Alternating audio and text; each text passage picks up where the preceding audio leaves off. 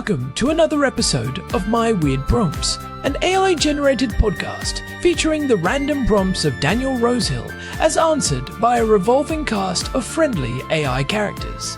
Join us for deep dives into AI, technology, and whatever other random thing Daniel finds fascinating today.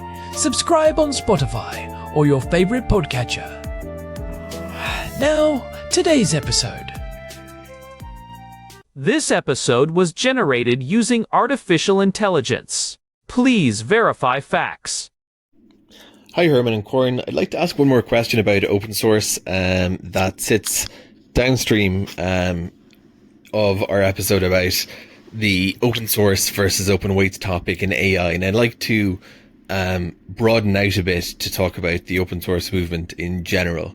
You mentioned the work of the Open Source Initiative, or OSI, and I'd love to unpack a bit more the foundations of open source, by which I mean when we talk about licensing, and we talked about the different Creative Commons licenses in MIT in a previous episode too. But for general purpose open source, let's start with the foundations. For a project to consider itself, to call itself open source, I have seen some debate, as always, in the tech community, especially when things are distributed, around exactly what that needs to be and involve. But let's talk, rather than wade into that topic of all the nuances of the debate, the consensus, the general consensus about what is required for a project, a code base, to be considered open source. And when we talk about open sourcing information and projects and making them useful or usable for others who might wish to fork or just work on them,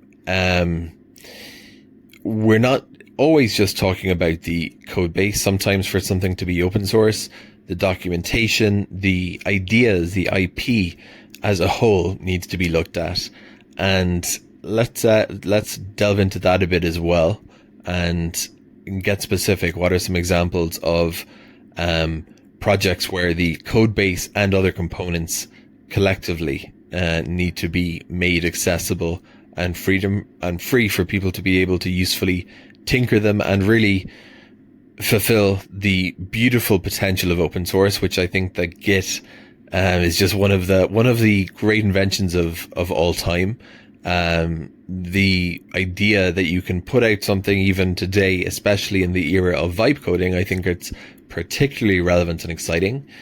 Someone like me sitting in Jerusalem can kind of release a fairly scrappy attempt, first go at an app and a concept. And so long as the licensing is sufficiently unrestrictive and the project is, the code base is available and easily accessible, someone sitting in Korea can take their brain and imagination and abilities and fork or send a pull request back to my work. And it's just one of the most pure and beautiful examples of humanity coming together. The big question, of course, is that sadly, we have a thing called money in the world for the exchange of value and services, and people have to make a living and pay rent. I often think if I didn't have to pay money for living and rent, I could probably spend my whole day just contributing and working on open source, because it's just the most wonderful ecosystem. So in its pure expression. So Herman and Corn, let's talk about that today. When we're talking about open source, not the gatekeeping that sometimes goes on, but the consensus around what we need to have in place for a project to be really called that. Over to you two. Hey everyone, welcome back to My Weird Prompts. We are hitting episode 67 today, and I have to say, the energy in our Jerusalem studio is high this morning. The sun is hitting the stone walls of the old city just right outside our window, and the air is crisp. I am Corn, and sitting across from me, surrounded by more monitors than a flight control center, is my brother. Herman Poppleberry, at your service. It is a beautiful day to dive into some deep technical philosophy. Corn. I have been refreshing my notes all morning, drinking way too much espresso, and tracking the latest repository commits from across the globe.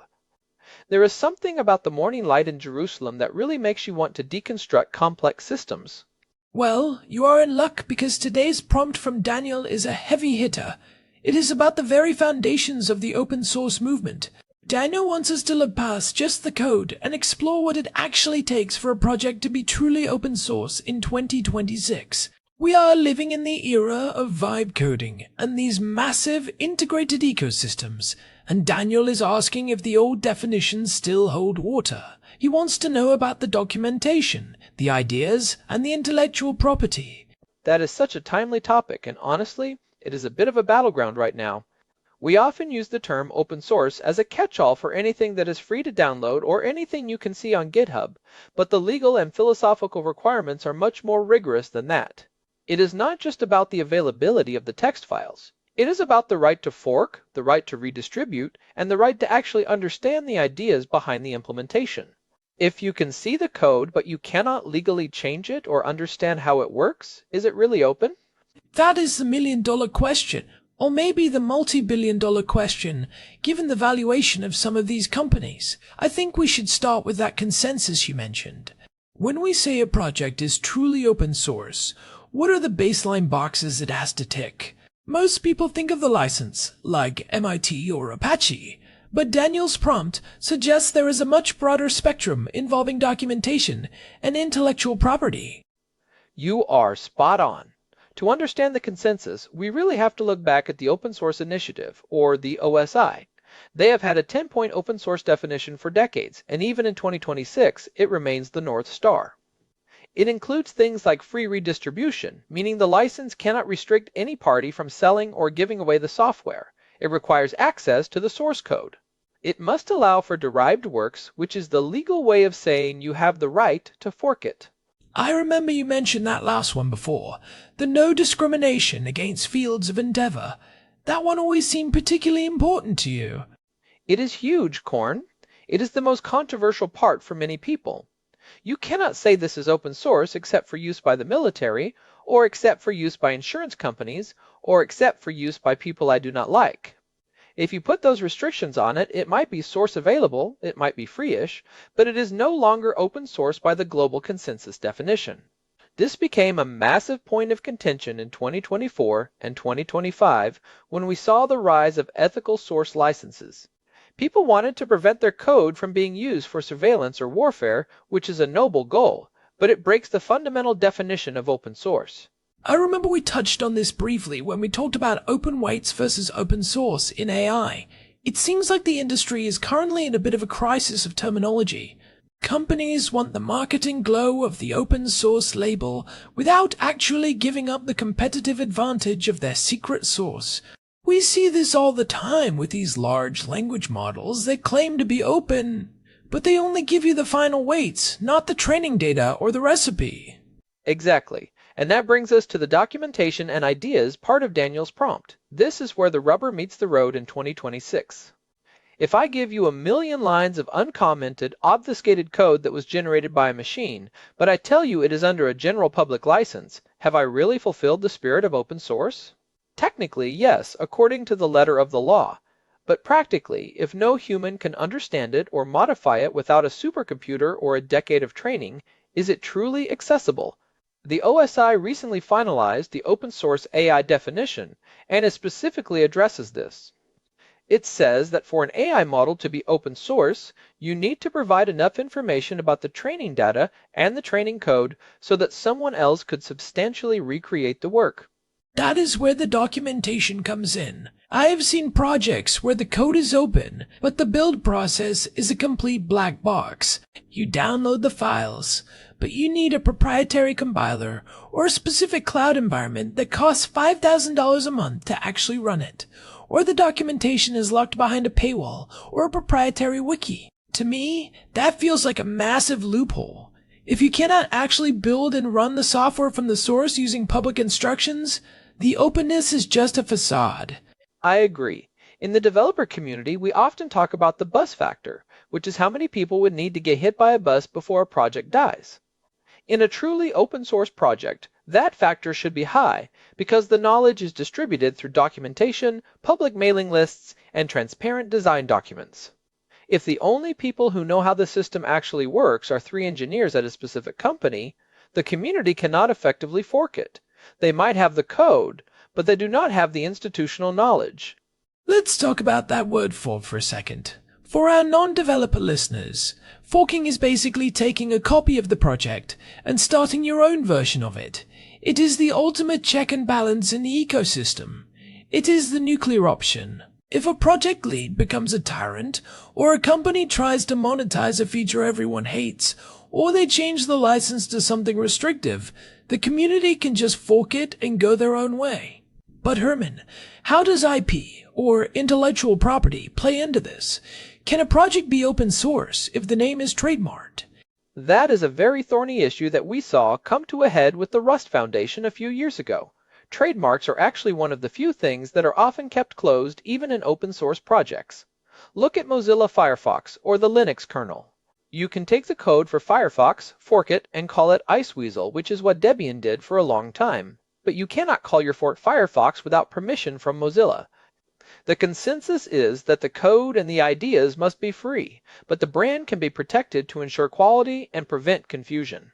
However, if the project relies on patented algorithms that the creator refuses to license, then it is definitely not truly open source. You need a patent grant along with the copyright license.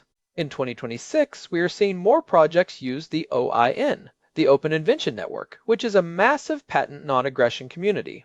This leads us naturally into what Daniel called vibe coding. For context, we are seeing more and more people using AI agents to generate entire applications based on natural language prompts. You just describe the vibe of the app. You tell the agent you want a minimalist task manager with a neon aesthetic, and the agent spits out the code. If I vibe a project into existence, who owns the IP? And if I release that project as open source, am I really providing the source if the source was actually my conversation with an AI? This is the new frontier, Corn. It is fascinating and a little bit terrifying for the old guard. In 2024 and 2025, we saw the rise of these LLM-driven development tools. Now, in 2026, a lot of software isn't written line by line. It is prompted.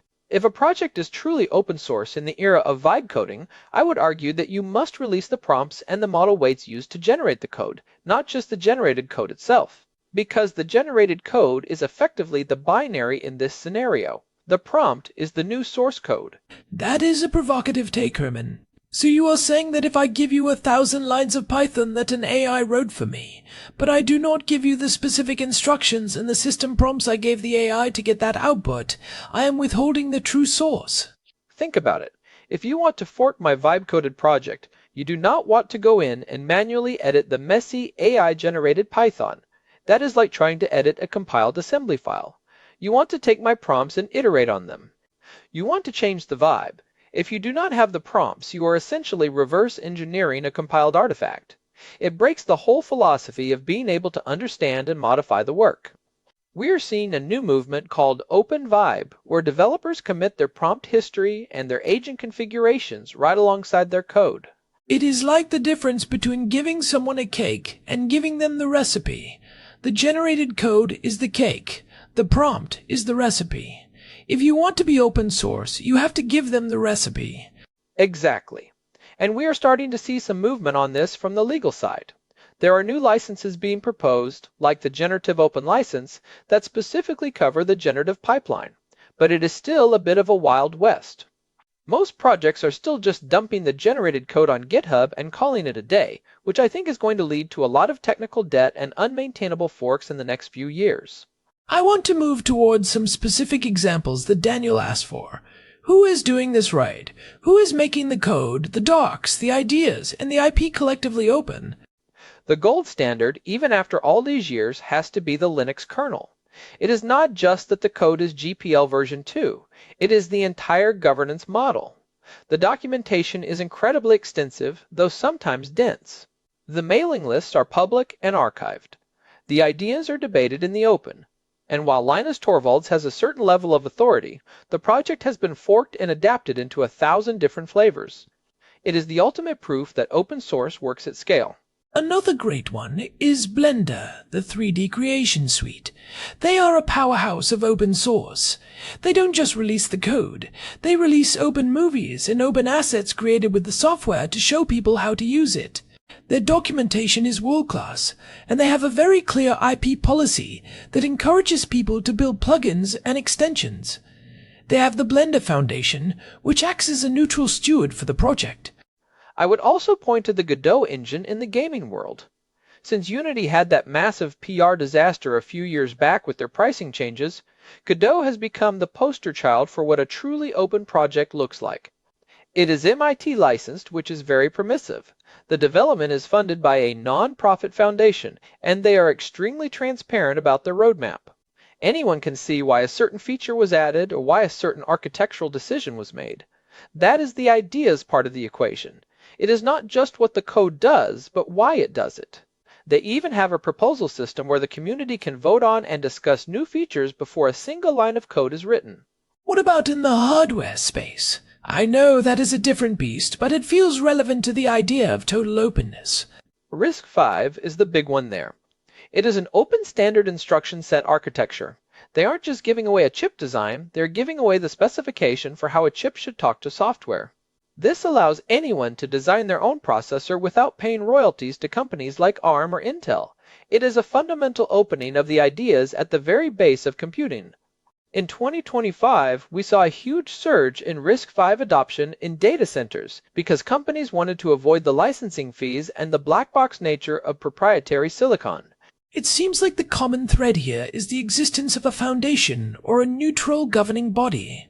When a project is owned by a single for-profit corporation, there is always that lingering fear that they will rug pull the community. We saw that with Redis and HashiCorp recently, where they changed their licenses to be less open because they wanted to protect their cloud revenue. They moved to things like the business source license, which is source available but not open source. That rug pull phenomenon is exactly why the consensus on what is open source is so important. If you use a non-OSI approved license, you are signaling to the world that you might change the rules later. Truly open source projects usually hand over their IP and trademarks to a neutral foundation. That way, even if the original creators leave or the main sponsoring company goes bust, the project belongs to the public. It is a form of institutionalizing the trust. I want to go deeper on the documentation aspect. You mentioned that if the docs are behind a paywall, it is not truly open. But what about the tools used to create the docs? If I use a proprietary platform like Notion or Gitbook to host my open source docs, does that count against me? It is a matter of degrees, but purists would say yes. If the community cannot host their own version of the documentation because it is locked in a proprietary database, then the project has a single point of failure. The best open source projects use things like Markdown or restructured text files that live right alongside the code in the repository. That way, when you fork the code, you automatically fork the documentation. They are inseparable. We are also seeing the rise of neural documentation in 2026, where the docs are partially generated and verified by AI agents that have access to the entire commit history. If those agents are proprietary, we run into the same problem. That makes so much sense. It ensures that the knowledge is just as portable as the logic. I am thinking about how this applies to the small-scale developer, maybe someone sitting here in Jerusalem or anywhere else who wants to start a project. It feels like a lot of overhead to do all of this correctly. You have to pick a license, set up a foundation, write exhaustive docs, and now, apparently, archive your AI prompts. It definitely is more work up front, but it pays off in the long run. If you want people to actually use and contribute to your work, they need to feel safe. They need to know that their contributions won't be locked away later. And honestly, for a small project, just picking a standard license like MIT or GPL and keeping your docs in Markdown is 90% of the battle. The foundation stuff usually comes much later when the project scales and there is significant money or corporate interest involved. Let's talk about the accessibility of the ideas themselves. Sometimes code is open, but it relies on such complex mathematical concepts or specialized hardware that it is effectively closed to 99% of the population. Does open source have a responsibility to be understandable? This is a point of huge debate. Richard Stallman, who started the Free Software Foundation, would argue that the freedom to study the program is a fundamental right. But he doesn't say the program has to be easy to study. However, the open source movement, which is more pragmatic, realizes that if a project is too hard to understand, it won't get contributors. This is why design documents and architecture overviews are so critical. They are the map that helps you navigate the territory of the code. Without the map, you are just lost in the woods, even if you are allowed to be there. In 2026, we are seeing more projects use interactive notebooks and visual programming interfaces to explain their core logic. I love that analogy. The code is the territory, and the documentation is the map. You can own the territory, but without the map, you can't do much with it. Now, let's look at the future. We are in February of 2026. Where is this going? With more and more code being written by machines for machines, does the human-readable part of open source even matter anymore? I think it matters more than ever. As we move into an era where AI can generate millions of lines of code in seconds, we are going to face a massive trust crisis. How do we know what this code is actually doing? How do we know there isn't a backdoor or a subtle bug? The only way to verify that is through transparency. We need open source models, open source datasets, and open source prompts so we can audit the entire pipeline. If the process is a black box, it doesn't matter if the output is technically under an MIT license. We won't be able to trust it. We are seeing the emergence of the CRAVE standard, which stands for Collective Release of All Verifiable Elements. So, in a way, the definition of open source is expanding to include the entire supply chain of software creation. It is not just the end product. It is the factory, the raw materials, and the blueprints. Exactly. We are seeing the rise of what people are calling open source supply chains. It is about knowing where every library came from, who signed off on every commit, and what AI was used to suggest that block of code. In 2025, the United States and the European Union both passed regulations requiring more transparency in software supply chains for critical infrastructure. Open source is the only way to meet those requirements without creating massive proprietary monopolies. This brings me back to Daniel's mention of the vibe coding era. If I'm using an AI to help me code, and that AI was trained on proprietary data, is my output truly open? This is something the courts are still figuring out. But from a philosophical standpoint, it feels like a gray area. It is the ultimate gray area. If the knowledge used to create the code is closed, can the code itself be truly open? Many people in the open source community are pushing for the idea that if you want to call yourself open, you have to release everything needed to recreate the work from scratch. That is a very high bar. It means releasing the training logs, the data cleaning scripts, and the hyperparameters. It is impractical for individuals, but for large organizations and foundational models, it is becoming a requirement for public trust. That sounds like a lot of data. Imagine trying to release the petabytes of training data used for a modern LLM just so you can call a small script open source. It is a challenge, but we are seeing new ways of handling it. Things like decentralized storage and federated learning are making it easier to share large datasets without needing a single massive server. We are also seeing the rise of synthetic data, where you can release the recipe for the data rather than the data itself. The point is that the consensus is shifting. We are no longer satisfied with just seeing the code. We want to see the intent and the process. So, for the listeners who are starting their own projects or contributing to others, what are the practical takeaways here? How can they tell if a project is just open washing or if it is the real deal? First, look at the license. If it is not on the OSI approved list, be very careful. Second, look at the contribution graph. Is it just one company doing all the work, or is there a diverse community of contributors from different backgrounds? Third, check the documentation. Is it comprehensive, is it up to date, and is it hosted in an open format? And finally, look at the communication. Are decisions made in public forums, or do they just appear as finished products? If the project feels like a fortress that occasionally throws code over the wall, it is not truly open source in spirit, even if the license says otherwise.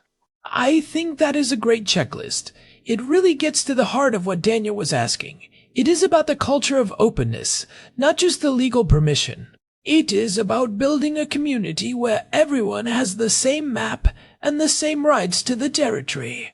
Precisely. Open source is a social contract as much as it is a legal one. It is an agreement to collaborate in the light rather than competing in the dark.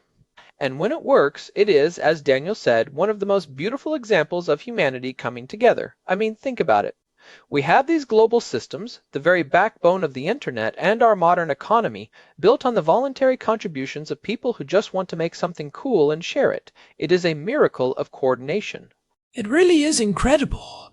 And even here in Jerusalem, we see the impact of it every day. The tech scene here is so intertwined with global open source movements. From the cybersecurity firms to the AI startups, everyone is standing on the shoulders of giants who chose to make their work open. It is a reminder that these ideas transcend borders and languages. Definitely. And I think we should mention that if people are interested in this, they should check out the archives of the Open Source Initiative or read the original Cathedral and the Bazaar essay by Eric S. Raymond. It is a bit old now, but the core ideas about why open development is superior to closed development still hold up, even in the age of AI. The Bazaar is just getting bigger and more automated. Well, Herman, I think we have covered a lot of ground today.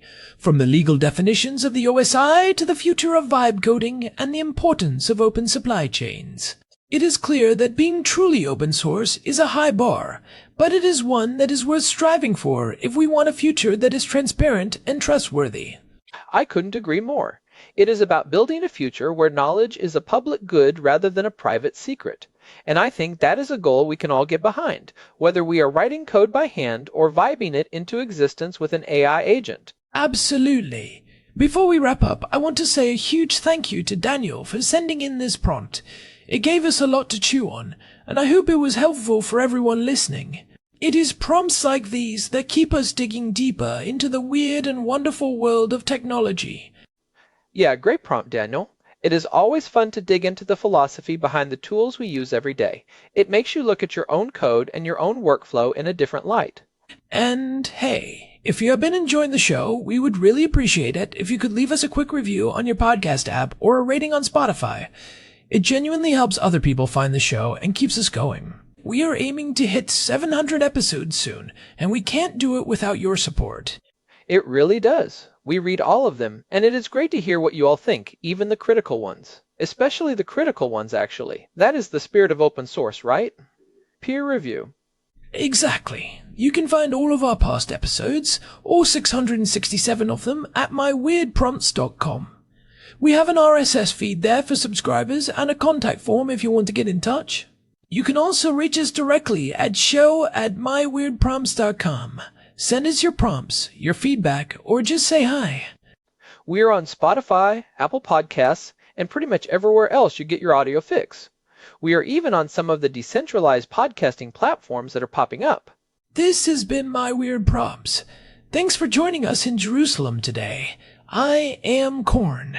And I am Herman Poppleberry. We will see you next time. Keep your code open and your vibes high. Take care, everyone. Goodbye. This episode was generated using Gemini Flash 3. Text-to-speech engine was Chatterbox.